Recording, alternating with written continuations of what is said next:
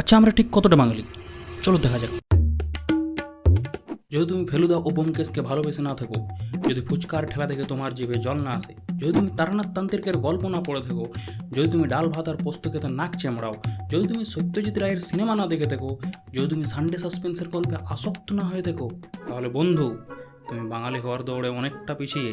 যদি তুমি অবাক জলপানের জলের প্রকারভেদ না জেনে থাকো, যদি তুমি মোহনবাগান ও ইস্ট বেঙ্গলের বলে উচ্ছ্বাসিত না হয়ে থাকো, যদি তুমি রসগোল্লা খেয়ে তৃপ্তি না পেয়ে থাকো, যদি তুমি এখনো 5 জন বন্ধুর সাথে আড্ডায় না বসে থাকো, যদি তুমি বৃষ্টির দুপুরে খিচুড়ি আর বেগুন ভাজা না খেয়ে থাকো, বা যদি তুমি রবীন্দ্রসঙ্গীত না ভালোবেসে থাকো, তাহলে বন্ধু, তুমি বাঙালি হওয়ার দৌড়ে না না না না, আরেকটা আছে যেটা না বললেই নয়। যদি তুমি পিএনপিসি না করে থাকো, তাহলে বন্ধু, তুমি বাঙালি হওয়ার চিরন্তন সুখ থেকে এখনো বঞ্চিত। সুস্থ থেকো, ভালো থেকো, আর অবশ্যই পড়তে থাকো বই, দেখতে থাকো দ্য স্টুপিড রিডার।